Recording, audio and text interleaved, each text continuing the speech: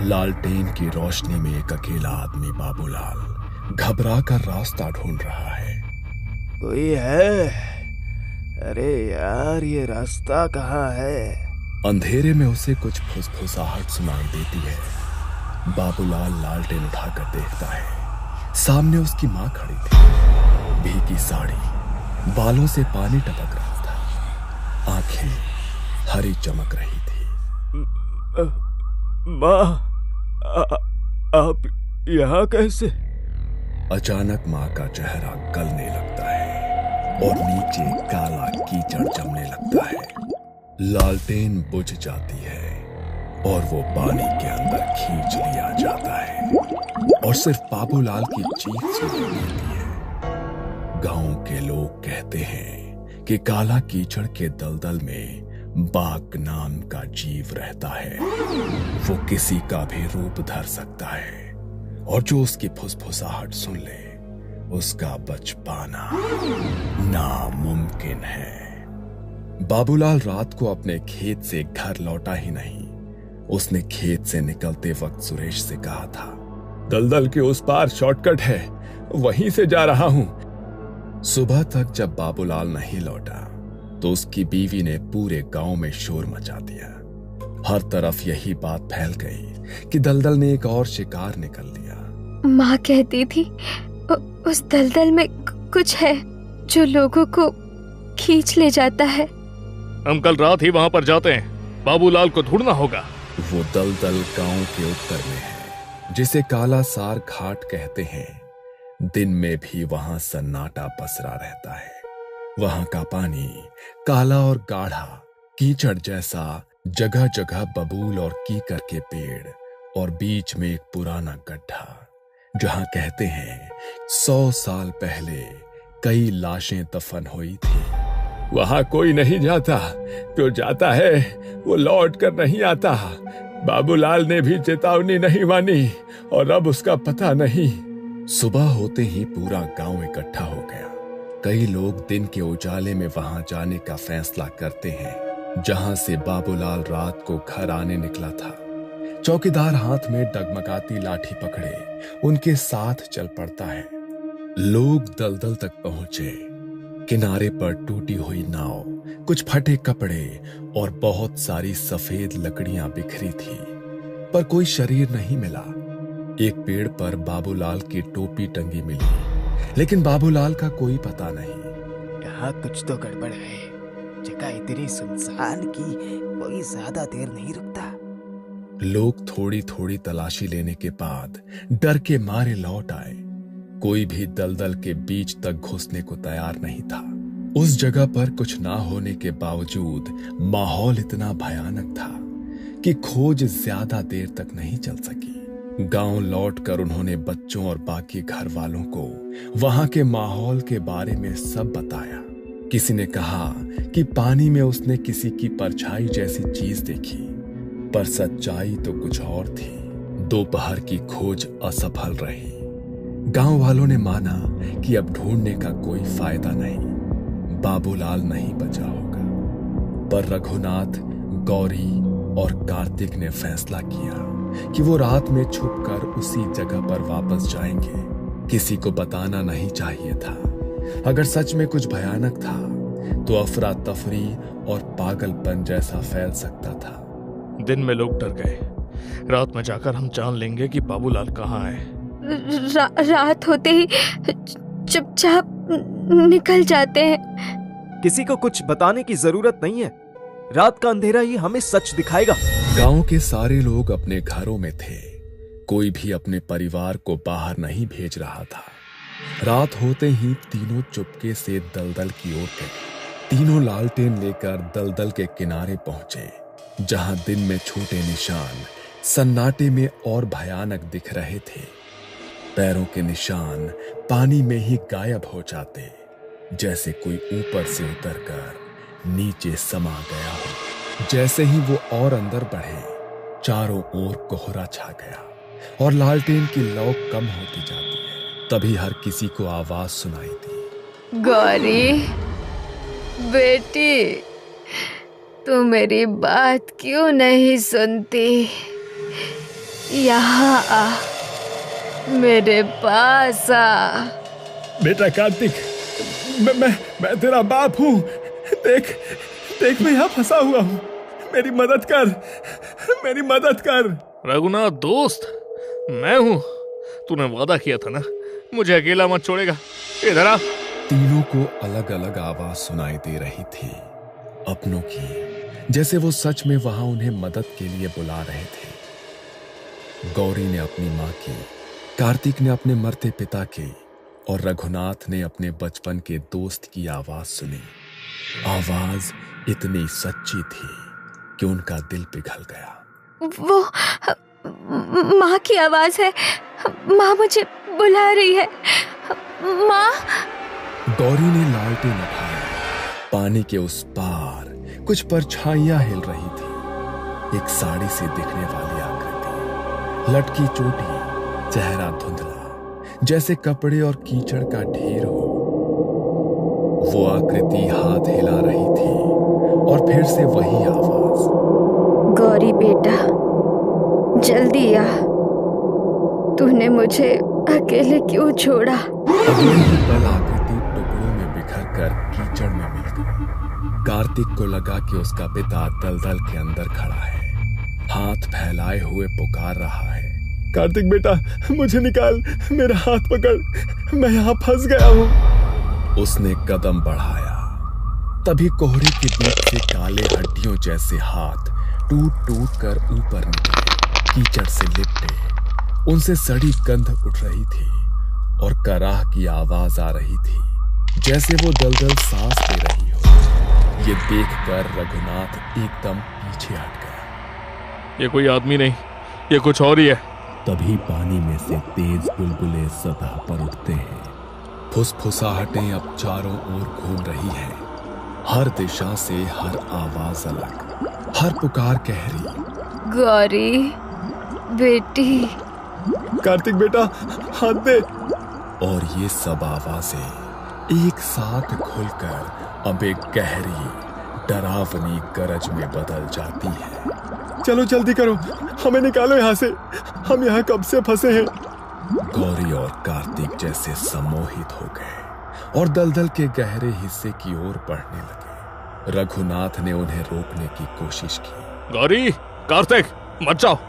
तभी अचानक रघुनाथ के कानों में दूर से किसी के हंसने की आवाज सुनाई पड़ती है, लेकिन गौरी और कार्तिक के कान जैसे बंद हो चुके थे।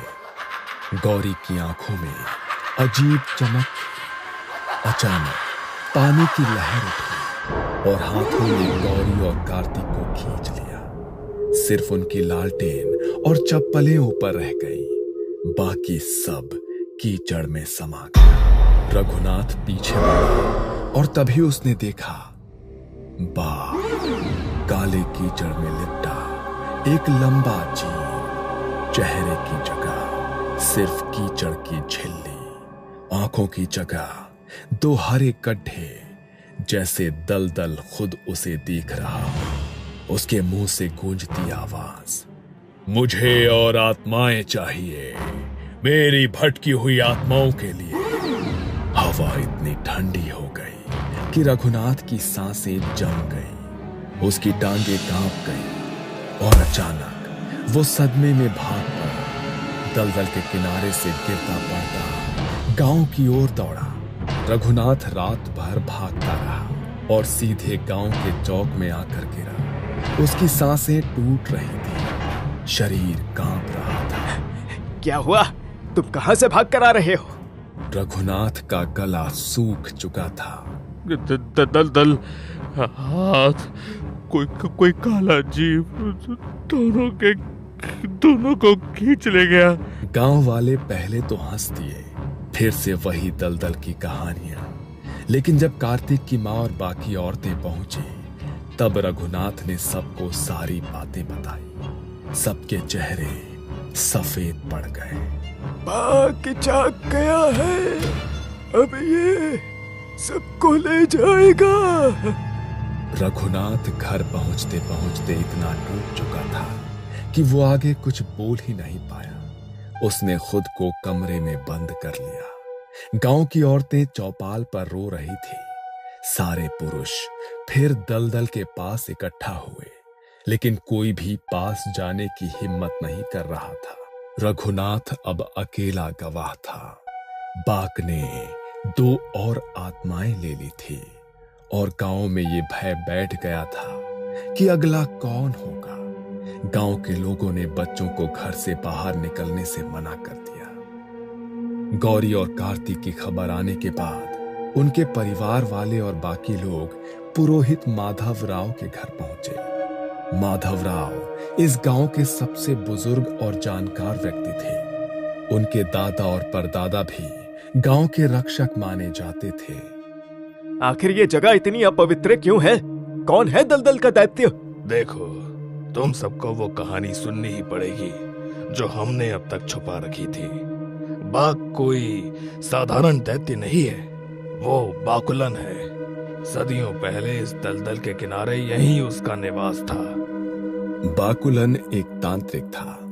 कहते हैं कि वो किसी शाही सामंत का पुराना सेवक था, जिसे जंगलों और दलदलों में तंत्र मंत्र का अभ्यास करने के लिए भेजा गया था। वो वहां गुप्त साधना करता, मृत आत्माओं और अंधेरी शक्तियों को बुलाता। उसका लक्ष्य था काल अमृतत्व पाना।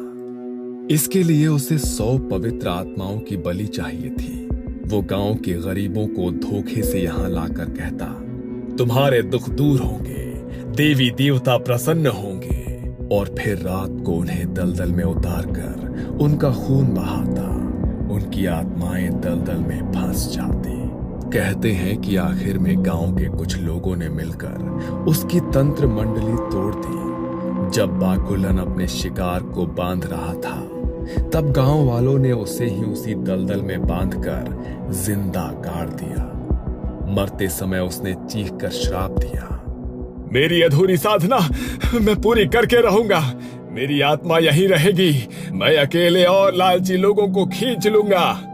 उसकी मृत्यु के बाद दलदल कभी सूखा ही नहीं। उसकी आत्मा वहां कीचड़ में समा गई और समय के साथ वो बाकुलन का बाघ बन गया। न शरीर न चेहरा, सिर्फ कीचड़, अंधेरा और उन आत्माओं का मलबा जिन्हें उसने बांधा था। तुम सबने उसे चकाया है। जो भी वहां गया, जिसके मन में लालच हो, उसकी आत्मा अब उसी की है। बाघ अब भी 100 आत्माओं की बलि का इंतजार कर रहा है, ताकि उसकी अधूरी साधना पूरी हो सके। गौरी और कार्तिक के परिवार रोते हुए पूछते हैं, अब क्या होगा? गांव के लोग समूहों में मंदिर के बाहर खड़े थे। कोई फुसफुसा रहा था, कोई भगवान का नाम ले रहा था। माधव राव मंदिर के गर्भगृह से बाहर आते हैं, हाथ में एक पुरानी तांत्रिक पोथी और लाल धागों की गठरी। माधव राव की आंखें गहरी थी, जैसे वो कुछ जानते हों। उन्होंने सबको शांत रहने का इशारा किया। बाघ को मारना नामुमकिन है। वो इंसान नहीं, श्राप है। उसे सिर्फ बांधा जा सकता है, उसी जगह जहां इसका जन्म हुआ था। बाकुलन ने खुद को दलदल में गाड़ा था। उसी दलदल में उसका बंधन बन सकता है, लेकिन ये काम हर किसी के बस का नहीं। माधव राव ने सबकी तरफ देखा और फिर उसकी नजर रघुनाथ पर ठहर गई। रघुनाथ वही था जो उस रात वहां से जिंदा लौटा था। बाघ ने उसे क्यों नहीं खींचा? क्योंकि उसके मन में लालच नहीं था। वो सिर्फ दूसरों को बचाने गया था। डरते हुए भी उसने अपनी समझ नहीं खोई। यही कारण था कि बाघ की पकड़ उससे छूट गई। ये विधि रघुनाथ को ही करनी होगी। बाघ केवल उस इंसान की बात मानता है जो उसके लिए अधूरा शिकार हो, जिसे उसने छुआ मगर निगल नहीं पाया। लेकिन मैं कैसे? डरना मत, वरना वो तुझे भी खींच लेगा। तू बस वही करेगा जो मैं कहूंगा। बाघ के श्राप का एक ही तोड़ है, उसके जन्म स्थान के चारों कोनों में उसकी ही मिट्टी से घेरा बनाना। उस घेरे में उसके नाम के 20 मंत्र बोलना और अपना रक्त अर्पित करना। ये विधि सिर्फ आधी रात को की जाती है, जब हवा और पानी दोनों स्थिर हो। तैयारी अगले दिन ही शुरू हो गई। गांव के 5 मजबूत आदमी दलदल के पास से मिट्टी लाकर मंदिर में रखते हैं। माधवराव 4 लाल धागों को भिगोकर राख और सिंदूर में डुबोते हैं। रघुनाथ को स्नान कराकर नए सफेद कपड़े पहनाए जाते हैं और उसके माथे पर भभूत लगाया जाता है। इस समय तेरा मन निर्मल होना चाहिए, न डर, न गुस्सा, न लालच, वरना घेरा टूट जाएगा। उस रात अमावस्या थी। आसमान में कोई चांद नहीं, बस कोहरा। माधवराव, रघुनाथ और कुछ गांव के लोग लालटेन लेकर दलदल के किनारे पहुंचे। चारों दिशाओं में लाल धागे और राख के चिन्ह बनाए गए। बीच में गीली मिट्टी का घेरा। माधवराव ने अपने चाकू से रघुनाथ की उंगली काटी और 3 बूंद घेरे के बीच टपकाई। फिर उसने अपनी पोथी से मंत्र पढ़ना शुरू किया। चारों तरफ जैसे हवा खुद थम गई। बाघ को महसूस हो गया कि कोई उसे बांधने आया है। दलदल में अचानक से हलचल होने लगी। पानी में बुलबुले उठने लगे। कीचड़ से पहले हाथ, फिर चेहरे बनने लगे। पहले बाबूलाल का चेहरा, फिर कार्तिक, फिर गौरी।